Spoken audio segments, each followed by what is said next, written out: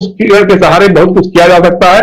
और सांप्रदायिकता के खिलाफ जो लड़ाई है, धर्मनिरपेक्षता की लड़ाई है, सामाजिक न्याय की जो लड़ाई है, उस लड़ाई को हम लोग आगे लेकर बढ़ सकेंगे, मुझे यकीन है। बिल्कुल, एक उम्मीद की किरण यहां दिखाई दे रही है। रात अंधेरा घना कितना भी ना हो, कितना भी हो, लेकिन एक उम्मीद की किरण अगर दिखाई देती है तो ये उम्मीद की किरण आज सुप्रीम कोर्ट से जो है वो दिखाई दी। और वो भले राहुल गांधी के लिए ही सही, लेकिन राहुल गांधी नहीं बल्कि इस देश के। और फैसला सुनाते वक्त जो बताया गया, जो लिखा गया उस फैसले में, उसमें साफ साफ यही लिखा गया है कि ये मामला सिर्फ राहुल गांधी से जुड़ा हुआ नहीं है, ये मामला राहुल गांधी को वोट देने वाले लोगों से भी जुड़ा हुआ है। इसलिए ये फैसला जो है राहुल गांधी के पक्ष में जाता है। हम जुड़ गए हैं हमारे साथी प्रोफेसर अखिल स्वामी जी। स्वामी जी, आपका इंतजार था बहुत लंबे समय से, और देखिए बहुत सारे साथी भी डिमांड कर रहे थे कि कहां रह गए स्वामी जी, और इतना बड़ा दिन आज। स्वामी जी, पहली प्रतिक्रिया आपकी, कैसे देख रहे हैं? आज चेहरे पे खुशी नजर आ रही है और नींद आज भागी हुई है आपकी। जल्दी जगने वाले आप हैं और जल्दी सोने वालों में से हैं। नींद आपकी गायब है और गायब होनी भी चाहिए। आज आपका नजरिया जरा आपके अंदाज में सुनना चाहता हूं। राजीव जी, पहले तो मैं असल में दूसरे चैनल में था, लेकिन आपके चैनल को सुन भी रहा था और आपके जो दर्शक हैं, प्रबुद्ध दर्शक हैं, उनकी प्रतिक्रिया भी देख रहा था। और मैं मिस कर रहा था कि क्यों आपके चैनल में नहीं आ पा रहा हूं, तो उनका आभार प्रकट करता हूं। उनके जो स्नेह संदेश मिले उसके लिए मैं अभिभूत हूं। और आप लोगों का डिस्कशन मैंने पूरा नहीं सुना, लेकिन एक खबर और है, शायद आप लोगों ने डिस्कस की होगी। भीमा कोरेगांव का निर्णय लेने वाले जज जिनकी आज सुनवाई कर रही थी, उन्होंने चलती अदालत में इस्तीफा दिया है। इसका मतलब यह है उन्होंने मापदंड स्थापित किया है, अगर वो निर्णय ले लेते इन लोगों के खिलाफ, उसकी ट्रोलिंग शुरू हो जाती। उनके खानदान की पूरे जो परंपरा है उनको निकाला जाता, बताया जाता उनके बाबा मुसलमान थे, उनके नाना मुसलमान थे, उनके भाभी ने ये किया था, जीजा ने ये किया था।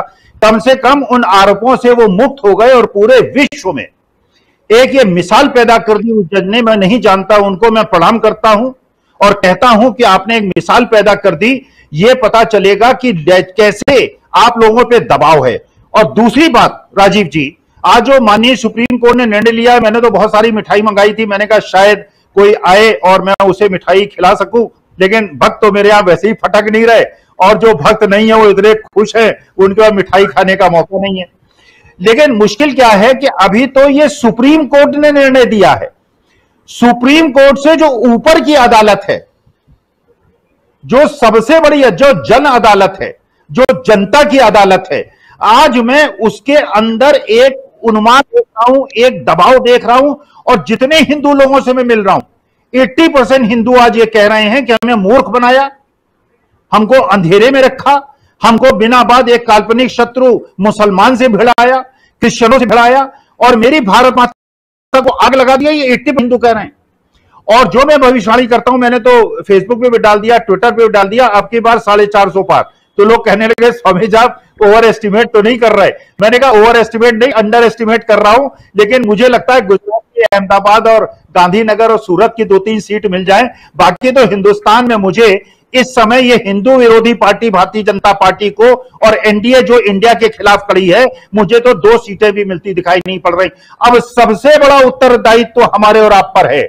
और इंडिया के, भारतवर्ष के एक एक जो भारतभाषा को प्यार करता है, जो भारत माता की छाती पर और उसके पीछे पीठ पे छुरा नहीं भोंकने वाला है, जो देश को तोड़ने वाला नहीं है, हिंदू मुसलमान सिख ईसाई में बांटने वाला नहीं है, कुकी और मैती में बांटने वाला नहीं है, यह हमारा नैतिक कर्तव्य है। जो सुप्रीम कोर्ट ने निर्णय लिया है, 10 महीने के बाद उसमें हम मोहर लगाएं। और अब मुझे मजा आएगा, आनंद आएगा, जब राहुल गांधी पार्लियामेंट में पहले दिन पूछेंगे 20,000 करोड़ मोदी जी किसके हैं।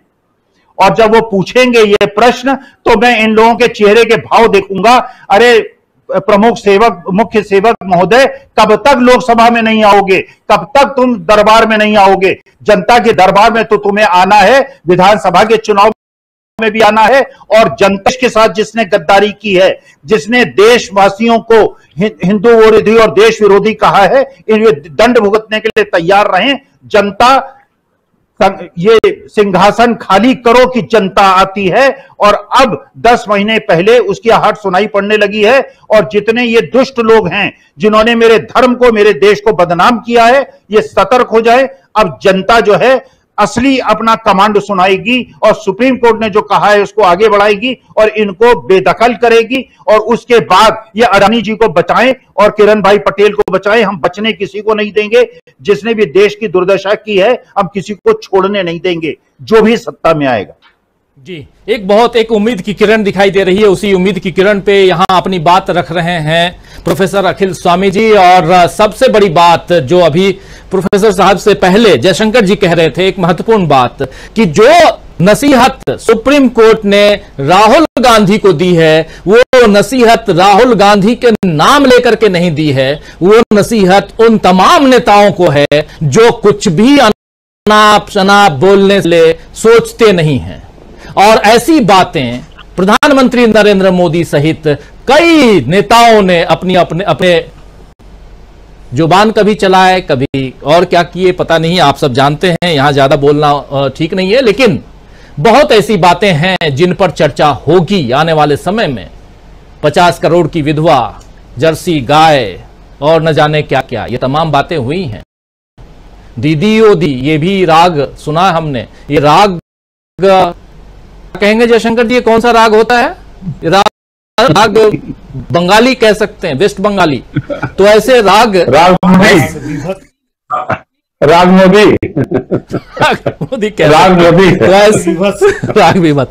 तो ऐसी चीजें अगर आने वाले समय में हम सुनेंगे तो इस पर लगाम, पूर्ण विराम हो, फुल स्टॉप हो, ये आज सुप्रीम कोर्ट ने कहा है। तो एक नहीं, कई सारी चीजें सुप्रीम कोर्ट के उस छोटे से डिसीजन में, छोटे से फैसले में बहुत कुछ है जो हम अभी थोड़ी देर पहले आपके सामने रख चुके हैं। बहुत इंपॉर्टेंट फैसला आज का, और सबसे बड़ा फैसला जो साथी बाद में जुड़े हैं, एक लाइन बता करके सीधे अमलेंदु जी के पास आता हूं। फिर प्रशांत टंडन जी को जाना है, इसलिए प्रशांत टंडन जी के पास जल्दी आऊंगा तुरंत, क्योंकि इनको आज बाहर निकलना है, कल से बाहर से जुड़ेंगे हमारे साथ, तो उनके पास भी आना है। लेकिन पहले कि सुप्रीम कोर्ट ने साफ साफ कहा है, स्वामी जी शायद आप सुन चुके होंगे, सुप्रीम कोर्ट ने कहा है कि भाई आपने 2 साल की, मतलब किसी भी केस में मैक्सिमम सजा देने का अधिकार तो है आपको, आप दे, लेकिन ये तो बताइए कि किस वजह से दे रहे हैं। आपने वो लिखा ही नहीं। और न सिर्फ आपने 100 पन्ने का, यानी उन्होंने 100 पन्ना नहीं लिखा कि आपने पन्ने बहुत खर्च किए फैसला सुनाने में। ये हाईकोर्ट के लिए कह रहा है सुप्रीम कोर्ट कि आपने बहुत पन्ने खर्च किए, लेकिन वहां भी आपने ये नहीं लिखा कि भाई इनको सजा मैक्सिमम क्यों दी गई है। और अगर ये एक दिन भी सजा कम होती, 2 साल से कम की सजा होती, तो इनकी सजा के कारण इनको वोट दिए हुए जनता जो है वो नहीं भुगत रही होती, आज जनता भी भुगत रही है।